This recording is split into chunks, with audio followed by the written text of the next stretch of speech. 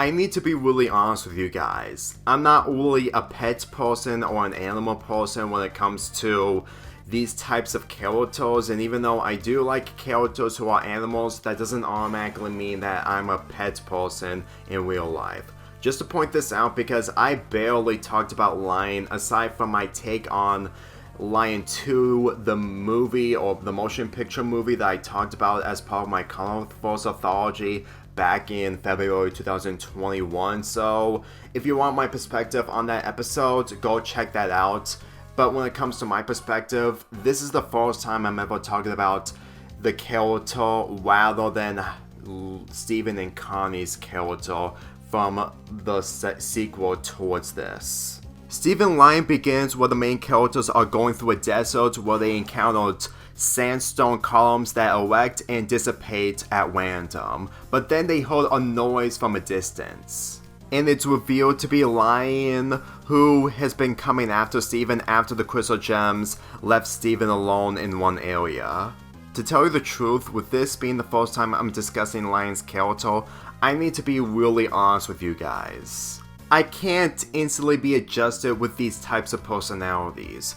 Now, I understand it may be debatable when it comes to human characters and maybe some animal characters, but when it comes to Lion, his presence from the beginning and the end towards this show, despite the episodes centering around him, I just find it difficult to find a adjustment towards him, because even though that he's not supposed to be fully emotional, I just don't understand his appeal towards Steven. Like, if I did watch this episode when it was airing for the first time, I would probably be a little bit more confused and not understanding the meaning of his character traits and his feelings towards Steven.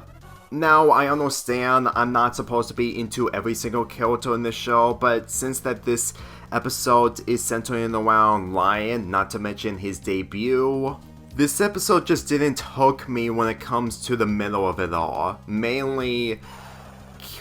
Kiki just stating that Steven is a liar after he told that Lion is outside, which leads to Ronaldo thinking that he's invisible, which for me personally,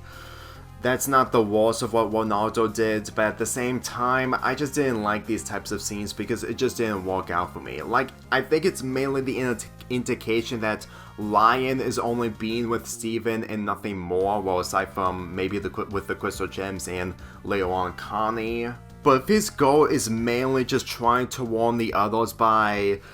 keeping the desert glass, which is what the gem is called, to be bubbled right away, then I just don't understand why he didn't warn Steven to go back into the house, or the fact that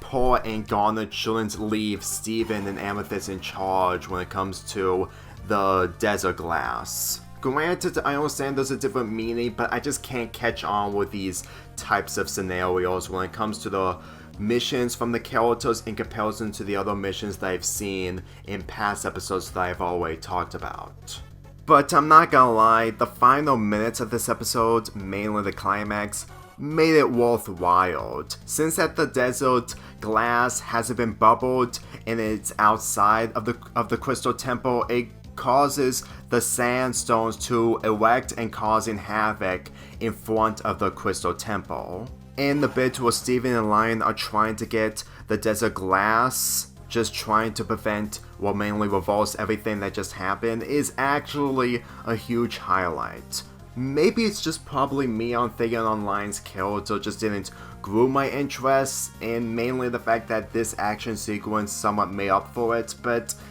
believe me when I say this, it's really difficult to go adjustment towards Lion, and even though this climax is good, it wasn't enough to make me feel any